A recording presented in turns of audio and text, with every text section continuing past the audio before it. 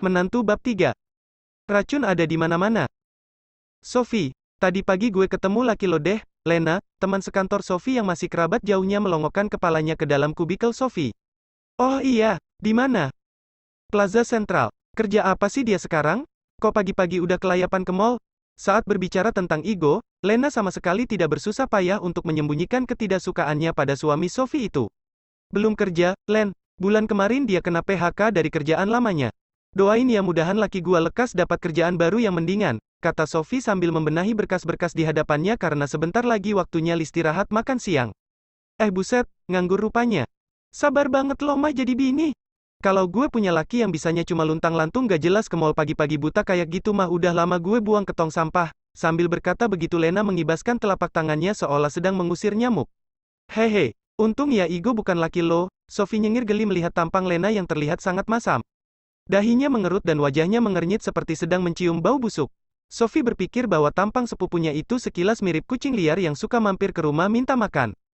Gue penasaran deh, lo udah dikasih apa sih sama Igo, sampai bisa kayak kerbau dicocok hidungnya gitu? Dikasih anu. Haha, nggak, bercanda gue. Gimana ya jelasinnya, gue juga gak ngerti soalnya. Pokoknya enak aja gitu. Damai. Selain itu, kenyamanan kali ya. Sophie meraih sisir dari laci, melepas sanggul dan menyisir rambutnya. Hari ini Sophie mengenakan blus berwarna kuning pucat, dipadu dengan setelan berwarna coklat gelap. Ia menyanggul tinggi rambutnya, menampakkan lehernya yang jenjang, putih, dan sehalus porselin. Hidungnya yang bangir, alis melengkung, dan bibirnya yang tak pernah lepas dari senyuman terlihat sangat cerah dan natural karena Sophie memang jarang menggunakan bedak dan make up wajah lainnya. Lah, hidup lo kan udah mapan. Karir lo jadi editor di sini juga maju pesat. Tuh buktinya lo kemarin dapat promosi jadi senior editor. Lena meletakkan dagunya di dinding kubikel Sophie. Nggak gitu juga maksud gue, Lena. Ego itu penyeimbang gue, pandangan Sophie menerawang jauh. Pandangannya tertambat pada gumpalan-gumpalan awan putih yang berarak di langit biru di luar jendela sana. Penyeimbang? Penyeimbang apaan sih lo? Gak ngerti deh gue sama jalan pikiran lo. Karir lo mapan, tampang lo di atas rata-rata. Kalau gue jadi lo mah, gue udah cari laki minimal yang eksekutif muda. Lena mendecakkan lidahnya tanda tak sabar. Haha, itu kan lo? Jangan samain gue sama lo dong. Coba pikir lagi deh, karir gue udah mapan, masa depan boleh dibilang aman lah ya. Terus terang saja sih, kalau gak ada ego tentu gue gak akan setenang ini ngadepin hidup. Justru gue yang sebenarnya butuh ego. Dia itu kayak jangkar buat kehidupan gue. Entar juga lo bakal ngerasain kalau lo udah punya laki. Kerja seharian di kantor sampai butek, pulang kantor sampai rumah capek gue langsung hilang kalau udah ketemu dia.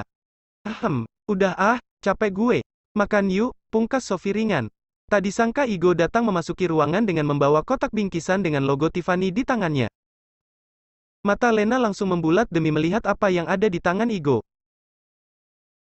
Pandangannya tidak lepas sama sekali dari kotak yang dibawa Igo. Igo datang ke kantor dengan hanya mengenakan kaos oblong tipis yang membuat dada bidang Igo terpampang nyata.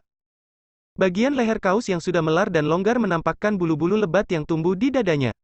Hei, tumben siang-siang kamu ke kantor. Sophie langsung menghampiri Igo dan menyerahkan dahinya untuk dikecup. Hehe, sesekali. Sekalian aku mau ngajak kamu makan di luar, ucap Igo malu-malu setelah mengecup dahi dan ubun-ubun istrinya. Karena sadar selama ini ia tidak pernah punya uang untuk mengajak istrinya makan di luar. Halah gaya lo mau ngajak makan di luar segala, kayak yang lo punya duit aja, Igo, sambar Lena dengan mulut mencibir ke arah Igo. Ada Lena. Sorry ya, Len. Gue pinjam Sophie sebentar. Igo mengangkat bungkusan di tangannya dan menyerahkannya ke Sophie. Nih, aku juga bawa ini buat kamu. Apa ini? Refleks Sophie memeriksa kotak berlogo Tiffany pemberian suaminya. Pandangan Sophie berpindah-pindah dari kotak bingkisan di tangannya dan wajah suaminya yang bersemu merah. Langsung dibuka boleh, Igo memecah keheningan. Sophie perlahan membuka kotak bingkisan dan terkejut. Diperiksanya satu persatu kotak perhiasan yang dibawa suaminya. Satu persatu dikeluarkan kotak perhiasan yang masing-masing berisi cincin, anting, juga sepasang kalung platinum dan liontin berbentuk hati. Lena yang sudah sedari tadi penasaran langsung mendekat dan nimbrung meski tanpa diundang. Wah, gila, barang eksklusif dari Tiffany. Mulut Lena ternganga tanpa ia sadari. Tangannya secepat kilat meraih kotak berisi cincin emas bertahtakan berlian yang terlihat berkilau-kilauan akibat cahaya lampu. Cantik ya, kata Sophie mengomentari cincin dalam genggaman Lena. Ia berpaling pada suaminya dan berkata, aku suka. Makasih ya, tangan Igo terentang siap merengkuh Sophie ke dalam pelukannya. Kotaknya doang kali Tiffany. Tapi ini barang tiruan kan? Imitasi kan? Lena maju dan menyodorkan kotak berisi cincin berlian di tangannya ke dada Igo. Itu asli kok, Len. Serius. Gue sendiri tadi yang beli ke gerai Tiffany di Plaza Central, jawab Igo santai sambil mengambil kotak berisi cincin di tangan Lena dan menyerahkannya pada Sophie. Halah, tampang kayak lo mana sanggup sih beli barang branded kayak gini? Cincin ini aja kalau asli buatan Tiffany pasti harganya bisa ratusan juta. Mata Lena membelalak lebar menantang Igo untuk membantah perkataannya. Ya memang ratusan juta sih tadi gue belinya. Jadi gak mungkin kalau itu barang imitasi, kan? Meski Igo menjawab semua cecaran Lena dengan santai dan terlihat tidak terpengaruh, tapi jauh di dalam hatinya ia sebenarnya kasihan. Karena Igo tahu bahwa semua barang yang ia belikan untuk Sophie itu adalah barang yang selama ini Lena impi-impikan. Nggak mungkin, Lena menggeleng-gelengkan kepalanya jelas-jelas tak percaya sama sekali dengan ucapan Igo. Berdiri Lena sedikit agak goyah, dadanya naik turun, dan napasnya sedikit tersengal.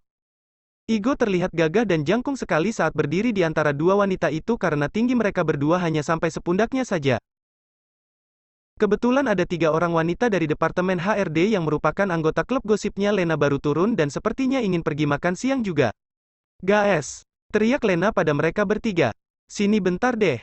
Ketiga orang itu pun datang menghampiri Lena. "Kalian percaya nggak kalau ini asli barang Tiffany?" kata Lena sambil menunjuk kotak perhiasan yang tadi dibawa Igo. Bersambung. Bab 4. Mengaku pintar, bodoh saja belum. Udah Lena. Ini kan hadiah buat gue. Gue suka kok. Lena merangkul lengan Igo dan merapatkan diri ke tubuh suaminya saat 3 orang dari Departemen HRD datang menghampiri mereka. Igo tersenyum pada istrinya. Dalam hati ia tertawa melihat tingkah Lena yang menurutnya terlalu berlebihan. Polos banget sih lo jadi orang, Sof. Dikasih barang imitasi gitu aja udah girang minta ampun. Biarin, Sophie menjulurkan lidahnya pada Lena. Jauh di dalam hatinya, sebenarnya Sophie juga sadar bahwa suaminya tak akan sanggup membeli perhiasan asli dengan jumlah sebanyak itu pula. Tapi, demi menyenangkan suaminya ia pun harus membela Igo dari cercaan Lena yang tak kenal ampun. 3 wanita dari Departemen HRD sampai di dalam kubikel Sophie. "Ada apaan sih berisik amat?" sahut Nita yang mengecat rambutnya dengan warna merah. "Tahu nih Lena, heboh amat. Kirain ada yang melahirkan atau apa tadi?" Tasya cekikikan menertawakan leluconnya sendiri. Devi yang merupakan ketua geng cewek HRD menyikut rusuk Tasya dan dengan matanya menunjuk kotak perhiasan di hadapan Sophie. Dikerubuti oleh 5 Lena dan gengnya, membuat Igo hanya bisa pasrah saja sambil berpikir mencari celah supaya bisa segera kabur. "Tuh, lihat, kalian percaya nggak kalau barang ini asli? Tuh, Igo yang beli." "Gue sih nggak percaya. Palingan juga barang imitasi dapat beli di loakan." Lena membuang muka dari kotak perhiasan dengan jijik. Igo yang dari tadi diam saja akhirnya angkat bicara, "Buka aja kalau nggak percaya." "Hehe, ini spesial gue beli buat Sophie, tahu? Ya kali buat istri gue sendiri beli barang imitasi." Dengan serakah Lena membuka kotak perhiasan Igo satu persatu dan mengeluarkan isinya untuk dipertontonkan pada ketiga temannya yang lain. Tapi keraguan mulai merambati dada Lena saat menyadari bahwa sepasang giwang mutiara dan kalung platinum itu terlihat seperti asli dan beratnya pun terasa sangat meyakinkan. Sebab Lena sendiri juga punya beberapa perhiasan berkualitas rendah dan harga murah yang dia beli di Tiffany juga kalau sedang ada promo dan diskon. Cengiran di muka Igo semakin lebar saat ia melihat perubahan ekspresi di wajah Lena. "Gimana, Len? Udah puas belum?" tegur Sophie menyadarkan Lena dari lamunannya. Igo hanya diam menikmati air muka Lena yang berubah-ubah saat meneliti perhiasan yang ia bawa satu persatu sambil mengeratkan genggamannya pada tangan Sophie. "Ini asli kali, Len," celetuk Tasya tanpa ragu saat melihat cincin bertahtakan berlian yang berkilau-kilauan. "Iya mata lo udah buta apa gimana sih, Len? Ini mah asli barang Tiffany kali." "Iya. Ini mah seri eksklusifnya, koleksi terbaru kayaknya. Edisi menyambut tahun baru kali ya. Corak warnanya hijau dan merah gitu soalnya." Devi akhirnya ikut menimpali. "Lena mah tahunya yang obrolan aja kali, haha. Makanya pangling pas lihat yang edisi khusus." "Haha." Tasya tak kuasa menahan tawa. Muka Lena jadi merah padam. Otaknya berputar cepat mencari cara untuk menutupi malu dan kembali memojokkan Igo. "Udah yuk gue mau makan dulu. Udah lapar nih." Igo beranjak untuk mengajak istrinya pergi. "Bubar yuk." "Gak jelas nih Lena. Malu pakai ngajak-ngajak." Tasya meremas bahu Lena dengan gemas. Gerombolan HRD juga terlihat tidak begitu tertarik lagi setelah mereka menyadari bahwa semua perhiasan itu adalah memang asli produk dari Tiffany. "Eits, tunggu dulu. Oke, Gue juga percaya kalau ini memang barang original, bukan imitasi. Tapi, gue tetap gak percaya lo sanggup bayar semua perhiasan ini. Lena menatap tajam wajah Igo. Sepertinya Lena telah berhasil menemukan jurus baru. Tak hanya Lena, tapi semua pandangan orang di kubikel Sophie sekarang terarah pada Igo. Lo mendingan jujur sekarang. Dapat dari mana lo semua ini? Lo abis ngejambret ya? Atau ngutil? Cecar Lena tanpa ampun. Muka Sophie pun terlihat merona karena dia baru memikirkan hal itu. Tapi, tak mungkin Igo bertindak sejauh itu. Tidak, Igo yang selama ini aku kenal tak akan melakukan perbuatan tak beradab seperti itu. Batin Sophie untuk menenangkan dirinya sendiri. Dapat dari mana lo? Cepet ngaku. Gue sih bodoh amat ya lo mau ngutil atau ngegarong. Asal jangan pernah lo bawa-bawa Sophie. Ya ampun Lena. Gue mesti ngapain sih biar lo percaya sama gue? Saut Igo santai dan mulai bosan dengan semua keribetan yang Lena timbulkan.